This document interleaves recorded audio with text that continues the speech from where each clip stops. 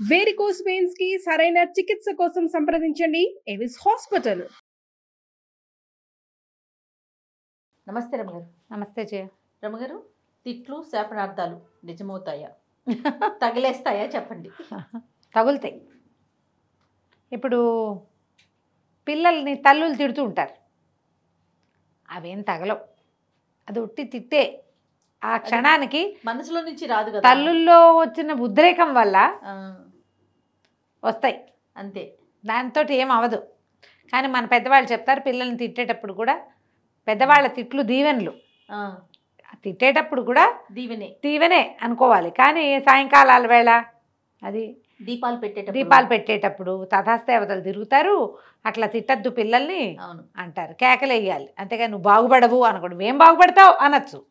ఇలాంటి పనులు చేస్తే నువ్వేం బాగుపడతావురా అనొచ్చు. నువ్వు బాగుపడవు, నువ్వు నాశనం అయిపోతావు అలాంటిది. నీ మొహం మండా, నిమ్మకడుపు కాలా, అలాంటి నీ తలపండు పగలా, అలాంటివి అనకూడదు.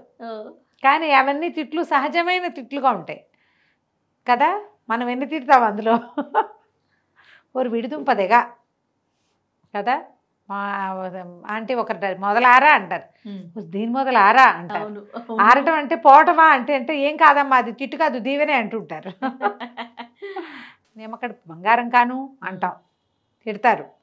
నువ్వు నాశనం అయిపోతావు. ఇందులో ఇంచి చూడు శాపనార్థాలు, నువ్వు బాగుపడవు, నువ్వు నాశనం అయిపోతావు, నీ పిల్లలు ఫకీర్లు అయిపోతారు, అయ్యో నువ్వే ఏదో రోడ్ల మీద పడి తిరుగుతావు, ఇలాంటివి తిడతారు కదా. కోపాలు వచ్చినప్పుడు తిడతారు. కడుపు మంటతోటి తిట్టే తిట్లు శాపనార్థాలు నిజం అవ్వచ్చు జయ. ఈ మామూలు కేకలేటాలు, మొగుడు పెళ్ళాలు కొట్టుకునేటప్పుడు ఒకళ్ళొకళ్ళు తిట్టుకోటాల్లో వచ్చే తిట్లు అవి కాదు. ఆక్రోశంతో తిడితే, మన వల్ల అవతల వాళ్ళు నష్టపోయి బాధపడి నలిగిపోయి కుంగి కునారిల్లిపోయి అప్పుడు తిడతారు చూడు, అవి నిజమవుతాయి. అన్నీ జరుగుతాయి. జరగకుండా ఎందుకుంటాయమ్మా. ఈ దౌర్భాగ్యపు మన జీవితాల్లో మనం తెలిసి తెలియకుండానే అవతల వాళ్ళ ఇబ్బందులకి కారణమవుతాం. తెలిసినా కూడా ఆగని వాళ్ళు కొంతమంది ఉంటారు, ఆగలేని పరిస్థితులు కొన్ని వస్తాయి.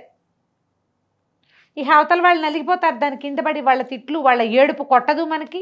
మనం ఇది చెప్పుకుంటాం కదా, వాళ్ళ ఏడుపే కొట్టింది, వాళ్ళ దుఃఖమే కొట్టింది, ఇది కామన్గా అనుకుంటాం కదా. అంతే. నీకు మంచి కథ ఉంది, చెప్తా చూడు. ఆ కథ వల్లే ఇది వచ్చింది. ఓకే. ఒక ఊళ్ళో ఒక వడ్డీ వ్యాపారం ఉన్నట్టు, డబ్బులు లాగడంలో సిద్ధాస్తుట్టు ఆయన. ప్రతి వాళ్ళకి వడ్డీకి డబ్బులు ఇచ్చి వడ్డీని చక్రవడ్డీ చేసి చాలా డబ్బులు, వడ్డీలు ఎంత వడ్డీ కట్టినా సరే ఆగదు, వడ్డీ పడుతూనే ఉంటుంది, అసలు ఎప్పటికీ రాదు తీరదు. చివరికి వాళ్ళ ఆస్తో ఏదో ఒకటి లాగేస్తాడు. అయితే ఏమైందట, ఆ ఊళ్ళో ఒక పేదరాలు ఉంది, 6 బిడ్డల తల్లి, భర్త కాస్త గతించాడు. ఆవిడ తన ఇల్లు చూపించి ఈయన దగ్గర ముందు ఒక 30 రూపాయలు అప్పు చేసింది. కొన్నాళ్ళకి ఏదైనా వడ్డీ అసలు చెల్లబెట్టలేదు, వడ్డీ కట్టలేదు, పైగా ఇంకొక 15 రూపాయలు మళ్ళీ తీసుకుంది. ఈ రూపాయల గోళ ఏమిటండి అంటావు నువ్వు. ఇప్పుడు పాత రోజుల్లో 80లో 70లో 60లో కథ ఇది. అప్పుడు రూపాయే లెక్క. బహుశా 15 లక్షలు, ముందు 30 లక్షలు, తర్వాత 15 లక్షలు అయి ఉండాలి ఇప్పటి కాలంలో. తీసుకుంది. ఈయన వాళ్ళ ఇల్లు లెక్కేసుకున్నాడు. అదొక మంచి గుడిసె, దిట్టంగా ఉంది. ఎంత కాదన్నా ఒక 170-190 గజాల స్థలం, 200 గజాల స్థలం అనుకో.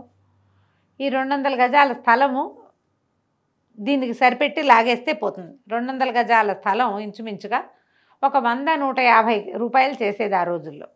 మరి ఇప్పుడు ఈ డబ్బులకి వడ్డీ వేసి అది 100 రూపాయలు లెక్క కట్టి ఆ ఇంటికి లాగేస్తే సరిపోతుంది అని ప్లాన్ చేసుకుని బయలుదేరాడు. బయలుదేరేసరికల్ ఆయనకి ఆ ఊళ్ళో పిశాచాలు ఉండేవి. చింత చెట్టు మొదట్లో ఒక చింత చెట్టు మీద నుంచి ఒక పిశాచం దిగింది బ్రహ్మాండమైన ఆకారంతో. ఈ దౌర్భాగ్యుడు ఆ పిశాచాలను చూడగలిగే కళ్ళున్నాయి, పిల్లి కళ్ళు వాడికి. అలా అనేవాళ్ళు జయ, పిల్లికలు వాళ్ళకి దెయ్యాలు కనిపిస్తాయి అనేవాళ్ళు. అవునో కాదో. ఇది చూసి అబ్బో మా ఊళ్ళో ఎవరికో మూడిందే అంటే ఈయన అడిగాడు. ఆ పిశాచం అడిగింది, మరి నువ్వెవరి కోసం బయలుదేరావు, నువ్వెవరికి మూడగొట్టడానికి అనేసరికి ఈయన చెప్పాడు, ఆ పాత రోజుల్లో 30 రూపాయలు అప్పించాను ముసలమ్మకి, మరి మళ్ళీ 15 రూపాయలు తీసుకుంది, అంటే 45 రూపాయలు ఓ 150 చేసే ఇల్లు ఒకటి ఉంది, 100కి సరిపెట్టి అది లాగేద్దానికి వెళ్తున్నాను అని వివరం అంతా చెప్పాడు తన వ్యాపార రహస్యం. పిశాచం అంది, మమ్మల్ని అందరూ ఆడిపోసుకుంటారు కానీ మీ మనుషుల్లో మమ్మల్ని మేము ఎంచిన వాళ్ళు ఉన్నారు, నువ్వు మామూలు వాడివే, 45 రూపాయలకి 150 రూపాయలు ఇల్లు సరిపెడదామని చూస్తున్నావే, మీరే గొప్ప గ్రేట్ మాకంటేను, మాకు మీ అంత జాత కాదు అన్నది పిశాచం. ఇద్దరు కలిసి నడవడం మొదలుపెట్టారు. నడవటం మొదలు పెడితే ఒక ఇంట్లో అరుగు మీద ఒక పిల్లాడు కాళ్ళు ఆడిస్తూ కూర్చున్నాడు. వాళ్ళ అమ్మేమో వాడిని తిట్టింది, ఓరు నిన్ను పిశాచం మింగా చచ్చినవాడా, వాకిలి తలుపు దొడ్డి తలుపు వేసిరారా అంటే పెరటి తలుపు తీసొచ్చో పిల్లమండి వచ్చి పాలన్నీ తాగిపోయింది, నేను పిశాచం ఎత్తుకుపోను అని ఇలా అనేసరికల్ సావుకారు అన్నాడు, ఈ వడ్డీ వ్యాపారి, అదిగో అదిగో ఎవరో నిన్ను పిలుస్తున్నారు, నీకు మంచి బిగిరాకి వచ్చి పడింది, పిల్లాడు నవనవలాడుతున్నాడు, పోయి తెచ్చుకోపో అన్నాడు. అనేసరికల్లా ఈ పిశాచం అంది నవ్వుతూ, అది నాకు ఇవ్వడానికి పిల్లవలా, పిల్లాడిని ఊరికే తిడుతోంది, తిట్లు అవి, వాటికేమవుతుందో టొట్టి మాట, పిశాచానికి ఇస్తానని పిలవటల్లా వాడు తలుపేయలేదని తిట్టడానికి ఆ వాక్యం వాడుతోంది తల్లి. ఎవరైనా రెడీగా ఇచ్చేసే పరిస్థితి వస్తే అది వేరే కదా, ఇవేం మనకు పాఠం, ఈ ఆహ్వానం నాకు సరిపోదు అని పిశాచం నడవటం మొదలెట్టింది. ఆ వాకిట్లో కూర్చున్న 10 ఏళ్ల పిల్లాడు లేచి లోపలికి వెళ్ళాడు, వాళ్ళ అమ్మ ముటికాయ ముట్టి వాకిలి తలిపేసి వాడిని లోపల తీసుకుపోయింది. ఈ వ్యాపారి ఈయన ఇద్దరు నడుస్తుంటే ఒక వాకిట్లో భార్య భర్త జుట్టు పట్టుకోవట్లేదు, అంతే చాడా మాడా పోటాడేసుకుంటూ ఆయన అన్నాడు, ఓసి నేను మొహం మండా, నేను పిశాచం మింగయ్యా, నా రూపాయలన్నీ తీసుకెళ్ళి మీ పుట్టింటే దాన్ని పెడుతున్నావు కదే అంటే మా నాన్న ఇచ్చేస్తాడని చెప్పాను కాదు అని ఆవిడ అంటోంది. అనేసరికి వడ్డీ వ్యాపారం అన్నాడు మళ్ళీ పిశాచంతో, అదిగో పిశాచాన్ని నిన్ను మింగబెట్టడానికి పెళ్ళాన్ని సిద్ధంగా ఉంచాడు ఆయన, పోయి ఆవిడని మింగేసే, ఈ పూటకి నీకు ఆహారం సరిపోతుంది అన్నాడు. అనేసరికల్లా పిశాచం అంది, అబ్బాయి ఒకటి శాపనార్థాలు, నిజంగా ఇవ్వాలని కాదు, తన డబ్బులు ఏవో పోయినాయని అంటున్నాడు, ఒకవేళ ఇచ్చేస్తారని చెప్తోంది కదా, ఆయన చూస్తాడు మీ నాన్న వడ్డీ ఇస్తాడా అని అడుగుతాడు వాడు, కాబట్టి అది నాకు పిలుపు కాదు. నడిచారు. ఆ ముసలి ఆవిడ ఇల్లు వచ్చింది. 6 బిడ్డల తల్లి ఉందిగా పేదరాలు, ఈ వడ్డీ వ్యాపారి తలుపు కొట్టాడు. ఆ పిశాచం ఆ పక్కనే నిలబడి చూస్తోంది. వచ్చి పిన్ని బాగున్నావా, మరేమో నువ్వు పేద్దానివి, మరి 45 రూపాయలు ఉన్నాయి, నువ్వు ఇవ్వవలసినవి, నువ్వేమీ చెల్లుబెట్టలేదు, మరి ఆ వడ్డీ ఈ వడ్డీ అన్ని వడ్డీలు కలిపితే 100 రూపాయల దాకా పడుతుంది పిన్ని, నువ్వేమి ఇస్తావు చెప్పు, పెద్దదానివి, పిల్లలు ఇంకా గడిగట్లేదు చూడు నీ పిల్లలు, మరి నువ్వు ఒక పని చెయ్యి, ఇల్లు ఇచ్చేసేయి, నాకు ఇల్లు నా చేతిలో పెట్టు, నీ వడ్డీ కాగితం తెచ్చా, దీన్నేమి తింపేస్తా, ఇక నువ్వు నాకు బాకీ లేవు ఏం లేవు అనగానే ఈ ముసలావిడంది, ఊరి నీ మొహం మండా, నేను పిశాచం మింగా చచ్చినవాడా, 45 రూపాయలకి 150 రూపాయలు ఇల్లు కాజేద్దామని చూస్తున్నావా, ఉండు నీ సంగతి చెప్తా అని ఈవిడేం చేసింది, లోపలికి వెళ్ళి చీపురు తెచ్చి డ్యాస్ చేద్దాం ఆవిడ ఉద్దేశం అది. ఈ వాకిట్లో నుంచున్న పిశాచం చటుక్కుని వెళ్ళి ఆ వడ్డీ వ్యాపారం అయితే నోట వేసుకుని వెళ్ళిపోయి, ఇప్పుడు ఇది తిట్టు, ఇలాంటివి నిజమవుతాయి. ఇప్పుడు లేకపోతే వాడు అంటే వాడు మొత్తం ఇల్లు హడపాయించేస్తాడా, అంతేగా. ఈ మామూలు తిట్లు సందర్భానుసారం తిట్టే తిట్లు కాదు, ఆక్రోశంతో తిట్టేదే నిజమవుతుంది. అవతల వాళ్ళు ఆక్రోశంతో ఉన్నప్పుడు వాళ్ళ తిట్లకి దొరక్కండి. నువ్వు పైకి రావు, నువ్వు నాశనం అయిపోతావు, మట్టి కట్టుకుపోతావు, అలాంటివి వాళ్ళు ఏమైనా తిట్టారంటే ఇవాళ కాకపోతే రేపొద్దున మీ నెత్తి మీదకి వచ్చి తీరుతుంది. తిట్లకి దొరకకూడదు అంటే ఏం చేయాలమ్మా, జాగ్రత్తగా ఉండాలి. తిట్లు అవతల వాళ్ళు తిట్టే లెవెల్కి మనం వెళ్ళకూడదు. పిల్లల్ని ఊరికే తిడుతూ ఉంటాం మనం, ఇలాంటి పిచ్చి తిట్లు తిట్టకండి.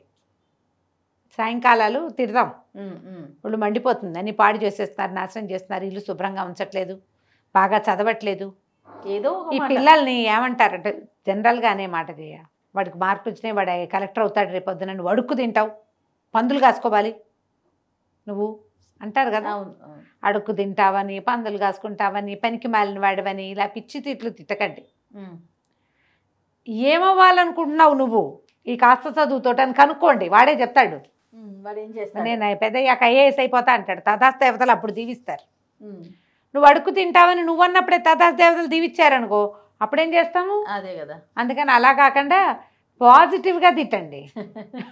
తిట్లో కూడా పాజిటివిటీ, వాడితోటి సమాధానం చెప్పించండి, ఏమవుతాడు స్కూల్కి వెళ్ళిన ఒక అడ్వర్టైజ్మెంట్ ఒకటి చూస్తుండేదాన్ని నేను. ఈ మధ్య చాలా రోజులైంది, మర్చిపోయాను. ఓ పిల్లాడిని వాళ్ళ అమ్మ నేను స్కూల్కి వెళ్ళిన అంటాడు. ఏం చేసుకుంటా గేదెలు కాసుకుంటా అంటాడు పిల్లాడు. గేదెలు కాసుకుంటా, గేదెలు ఎక్కడ ఏంటి కొనమని నాన్నని, నేను గేదెలే కాసుకుంటాను నేను స్కూల్కి వెళ్ళి. దేనికి సంబంధించిన యాడ్? ఏమో మరి యాడ్ అదేమిటో దేంట్లోనూ ఒక దాంట్లో వస్తుండేది. ఓ పిల్లాడు గేదెలు కాసుకుంటాడు, వాడు గొడ్లే కాసుకుంటాడు. స్కూల్కి వెళ్ళను నేను. వాడికి ఆ ఐడియా ఎవరిచ్చి ఉంటారు? పెద్ద అయ్యాక చదువుకోకపోతే గేదెలు కాసుకోవాల్సి వస్తుందని చెప్పారు. చెప్పుంటారు. ఏం లేదమ్మా, ఇప్పుడు అట్లా లేదు. గేదెలు ఆవులు కాసుకునే వాళ్ళు కోటీశ్వర్లు అవుతున్న దాఖలాలు ఉన్నాయి ఇప్పుడు. మరి బాగా చెప్పారు. గొడ్లు మట్టి పిసుకుని బతకాలి అని తిట్టేవాళ్ళు ఇదివరకు. మట్టి పిసుకుని బతికే వాళ్ళకే బంగారం కనపడుతోంది. అవును. ఏది తక్కువ కాదు. దయచేసి అలాంటి తిట్లు తిట్టకండి, ఎందుకంటే అవన్నీ కూడా మంచివే. తిట్లుగా భావించకండి వాటిని. పిల్లలు ఏం చేయదలుచుకున్నారో అలా కనుక్కోండి అంతే. అనవసరమైన తిట్లు శాపనార్థాలు చేయబోకండి. ఈ కథ పిల్లలు చెప్పండి, సరదాగా బాగుంటుంది. కథ కంచికి మనం ఇంటికి. రైట్. నమస్తే రమ్య గారు. నమస్తే.